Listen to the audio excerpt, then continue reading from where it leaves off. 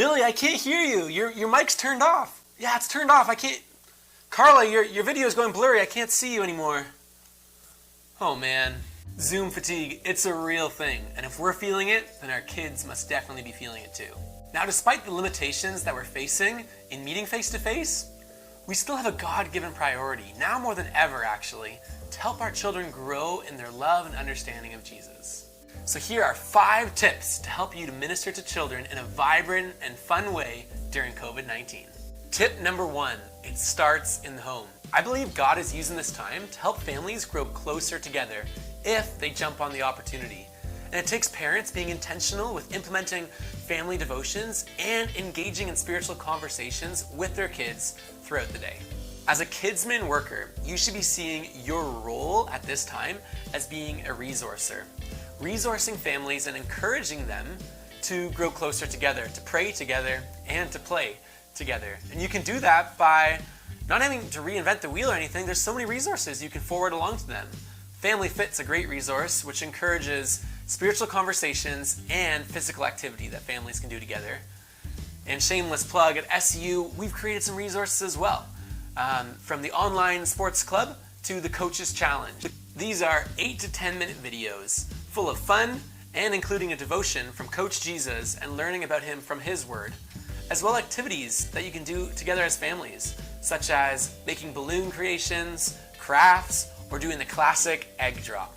Take advantage and use these resources. All right, tip number 2, it doesn't have to be Zoom. I think I just heard a hallelujah. There are other forms of communication. You can make a phone call to a parent. You know how special that would be for a parent to receive a phone call where you're asking how their child is doing and how you could be specifically praying for them? You could also send an email to all the parents that you know, and you could send them a family devotion. Here's a little hint. Why don't you just repackage your pastor's sermon into a kid-friendly content?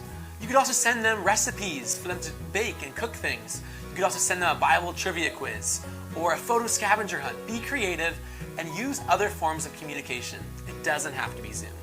Tip number 3, and please don't get mad at me, Zoom serves a purpose. It really does. But brevity is key. Keep it to maybe 30 minutes max.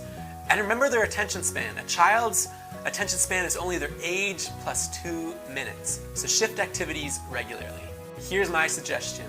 1 game, 1 Bible story, 1 main idea, and then 1 application. Here are some game ideas. Pictionary, charades, Simon Says, that's a classic. You could also do a home scavenger hunt, where you would say the first person to find a pen and hold it up wins. Go! Things like that. Have fun, but play 1 game. 1 Bible story. I'm going to encourage that you use stories about Jesus or his parables and read it with a kid-friendly version Bible. My recommendation is the CEV. And here are 3 ways that you can make it engaging while you read the Bible story. 1, you can get the kids to color and draw the story while you read. 2, you can get the kids to make actions. Let's say you're talking about the story of Jesus walking in the water, they could actually pretend to be doing that. And 3, you can get the kids to do an action for every key word in the text. For example, if I read the word faith, I need you to make a cross. If I read the word joy, I need you to celebrate. You get the idea, but make it engaging. Now draw 1 main idea out from the text. You could get them to write it down, or to memorize a key verse, or you could ask a few questions in lead up so that they get that idea. Now at the end of the Zoom call, give them 1 application, 1 challenge you could call it. It could be to read another Bible story related to what you talked about. It could be to pray for a family member or a friend.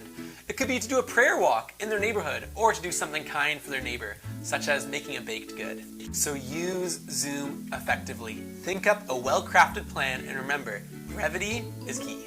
Tip number 4, maintain community.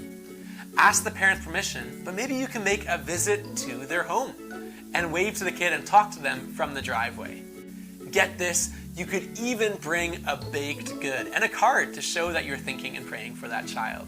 But make it fun and let love multiply at this time, and let's have community grow. Last idea for you here is, why don't you try out a social distance walk where you encourage families and kids to meet at a local park where you can still walk at arm's length away and you can connect and chat and just get to see how they're doing. Now, tip number 5, and I would say the most important, is to pray. More than ever, we need to be praying for our kids. Why don't you set up a prayer chain where kids email or text in their specific prayer requests, and you and other people within your church can pray specifically for the needs of your kids. Let's cover these children in prayer. Proverbs 16:9, we make our plans, but the Lord determines our steps. Be creative and be led by God's Spirit so that we can encourage these children to grow in their love for Jesus. All the best.